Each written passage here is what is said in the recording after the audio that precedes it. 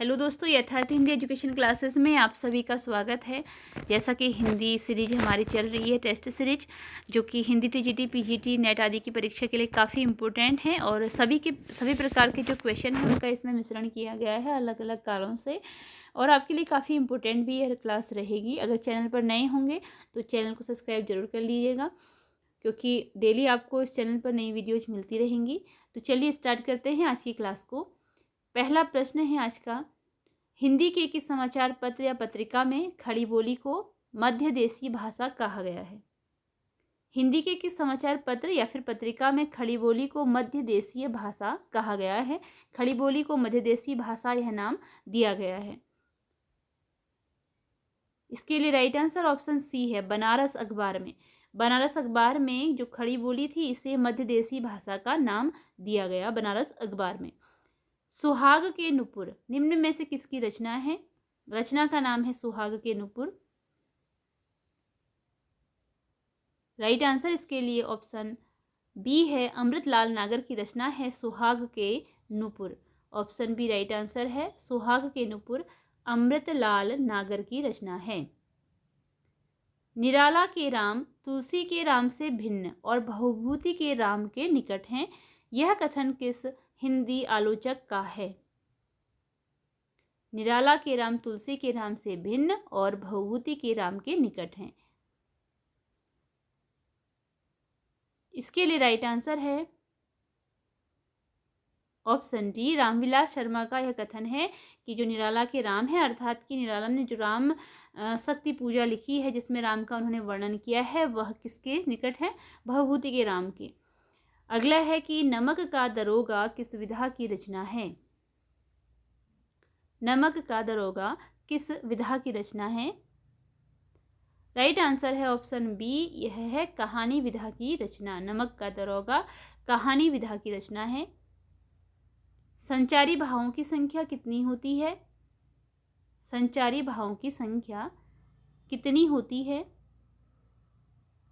Right answer option B है, संचारी भावों की संख्या होती है 33। ऑप्शन बी राइट आंसर है इसमें।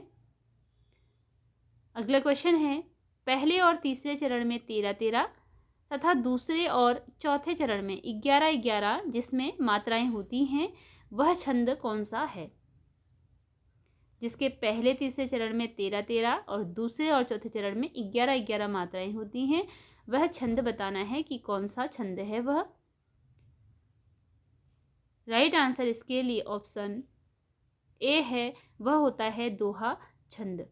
यह क्या होता है? दोहा छंद होता है, और इसके विपरीत एक छंद चलता है जिसमें कि पहले और तीसरे चरण में 11-11 मात्राएं होती हैं, दूसरे और चौथे चरण में 13-13 मात्राएं होती हैं। वह कौन सा छंद है? इसे आप कमेंट में ज़रूर लिख के बताइएगा कि वह कौन सा छंद होता है जो कि दोहा के विपरीत छंद माना जाता है। क्वेश्चन कभी इस प्रकार भी आ सकता है कि दोहा के विपरीत छंद कौन सा है। अगला प्रश्न है, ब्रजभाषा और अवधि किस काल की काव्य भाषा थी? ब्रजभाषा और अवधि किस काल की काव्य भाषा थी? राइट आंसर है इसके लिए ऑप्शन सी, मध्यकाल। ब्रजभाषा और अवधि जो थी यह मध्यकाल की काव्य भाषा थी। आदिकाल में मैथिली का बड़ा कवि किसे कहा जाता है? आदिकाल में मैथिली भाषा का बड़ा कवि कौन था? राइट आंसर ऑप्शन बी है, विद्यापति था। विद्यापति जी थे। विद्यापति को मैथिल कोकिल के नाम से भी जाना जाता है। निम्न में कौन सी बोली पश्चिमी हिंदी वर्ग में नहीं आती? पश्चिमी हिंदी वर्ग में नहीं आने वाली बोली बतानी है। राइट आंसर है इसके लिए ऑप्शन डी, अवधि। अवधि पश्चिमी हिंदी वर्ग में आने वाली बोली नहीं है। तो अवधि किस वर्ग में आती है, इसे आप कमेंट करेंगे कि अवधि किस वर्ग की बोली है, किस हिंदी वर्ग की बोली है अवधि।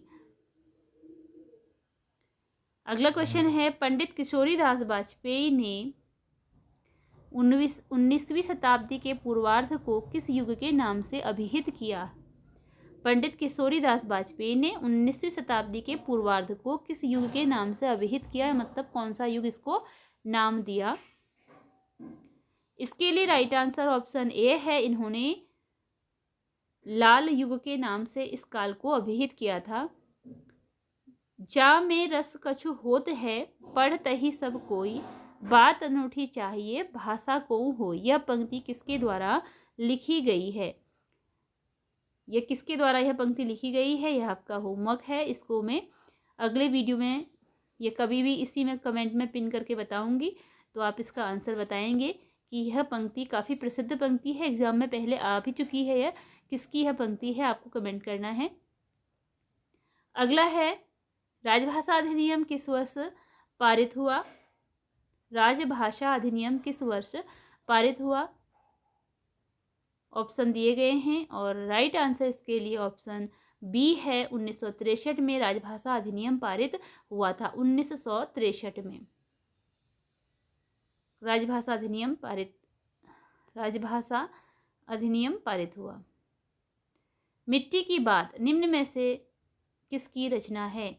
मिट्टी की बात किसकी रचना है? राइट आंसर है इसके लिए ऑप्शन बी, त्रिलोचन। मिट्टी की बात त्रिलोचन की रचना है। निम्न में से कौन सी रचना केदारनाथ अग्रवाल की नहीं है? जो नहीं है वह बतानी है। ऑप्शन है, राइट आंसर इसके लिए ऑप्शन डी है, युगधारा। यह केदारनाथ अग्रवाल की रचना नहीं है। नींद के बादल, फूल नहीं रंग बोलते हैं और युग की गंगा, यह केदारनाथ अग्रवाल की रचनाएं हैं। हिंदी के पहले मार्क्सवादी आलोचक माने जाते हैं। हिंदी के पहले मार्क्सवादी आलोचक कौन माने जाते हैं? तो इसके लिए राइट आंसर ऑप्शन सी है, शिवदान सिंह चौहान। यह हिंदी के पहले मार्क्सवादी आलोचक माने जाते हैं, शिवदान सिंह चौहान। निम्न में से किसके द्वारा यात्री उपनाम से मैथिली में रचना लिखी जाती थी? यात्री उपनाम से मैथिली में रचना किसके द्वारा लिखी जाती थी? राइट आंसर ऑप्शन ए है, नागार्जुन के द्वारा मैथिली उपनाम से रचनाएं लिखी जाती थी। यात्री उपनाम से मैथिली में रचनाएं लिखी जाती थी। निम्न में से कौन सी रचना नागार्जुन से संबंधित नहीं है? कौन सी रचना है जिसका संबंध नागार्जुन से नहीं है, अर्थात कि जो रचना नागार्जुन की नहीं है? इसके लिए राइट आंसर है, बसंत में प्रसन्न हुई पृथ्वी। ऑप्शन डी राइट आंसर है, यह रचना नागार्जुन की नहीं है। गरीबदास, राम के प्रति, खिचड़ी विप्लव देखा हमने, यह नागार्जुन की रचनाएं हैं। बसंत में प्रसन्न हुई पृथ्वी किसकी रचना है?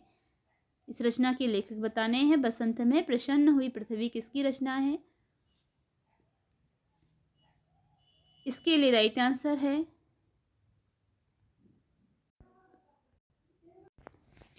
इसके लिए राइट आंसर ऑप्शन ए है, केदारनाथ अग्रवाल की रचना है। बसंत में प्रसन्न हुई पृथ्वी केदारनाथ अग्रवाल की रचना है। अगला प्रश्न है, कब तक पुकारूं किस विधा की रचना है? कब तक पुकारूं एक रचना का नाम है और इसकी विधा आपको बतानी है कि कौन सी विधा की यह रचना है।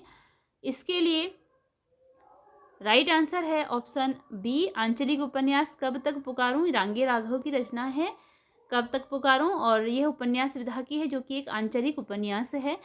अगला है कि प्रिय प्रवास का प्रकाशन वर्ष निम्न में से है। प्रिय प्रवास का प्रकाशन वर्ष इनमें से कौन सा है? प्रिय प्रवास अयोध्या सिंह हरिऔध जी की रचना है और इसका प्रकाशन वर्ष आपको बताना है, प्रिय प्रवास। तो इसके लिए राइट आंसर ऑप्शन डी है, 1914 है। प्रिय प्रवास का जो प्रकाशन वर्ष है 1914 इसका प्रकाशन वर्ष है। बिहारी रत्नाकर निम्न में से किसकी रचना है? बिहारी रत्नाकर, रचना का नाम है बिहारी रत्नाकर और बताना है कि यह रचना किसकी है, बिहारी रत्नाकर। ऑप्शन दिए गए हैं इसके लिए आपको। राइट आंसर है ऑप्शन बी, जगन्नाथ दास रत्नाकर की रचना है बिहारी रत्नाकर। जगन्नाथ दास रत्नाकर की रचना है। मृत्युंजय निम्न में से किसकी रचना है? मृत्युंजय इनमें से किसकी रचना का नाम है?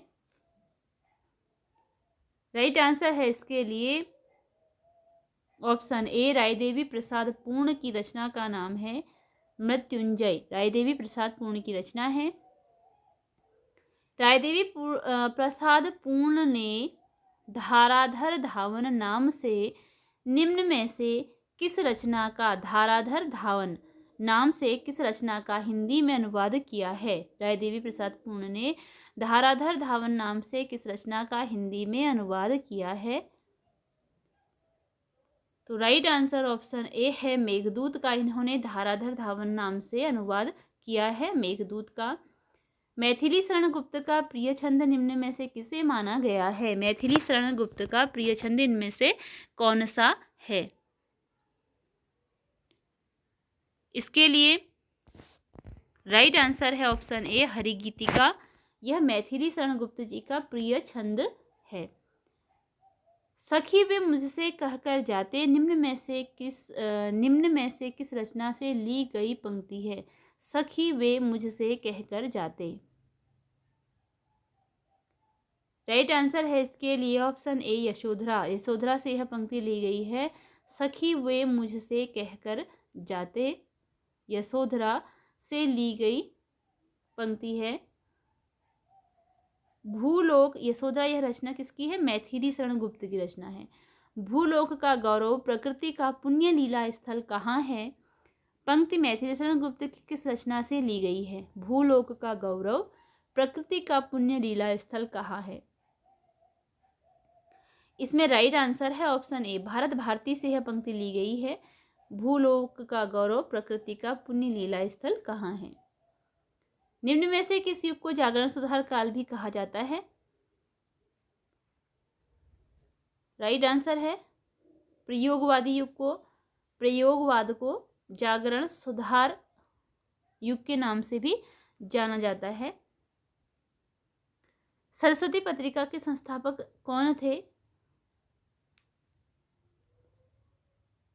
राइट आंसर है ऑप्शन सी, चिंतामणि घोष।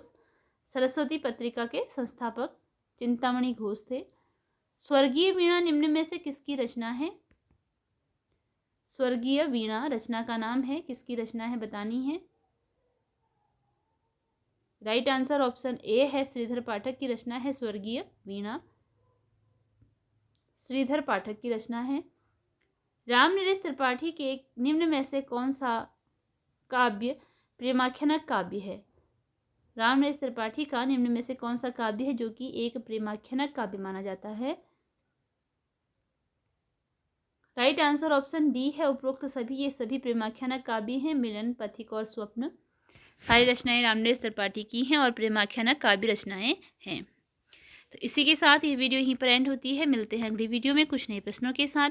धन्यवाद।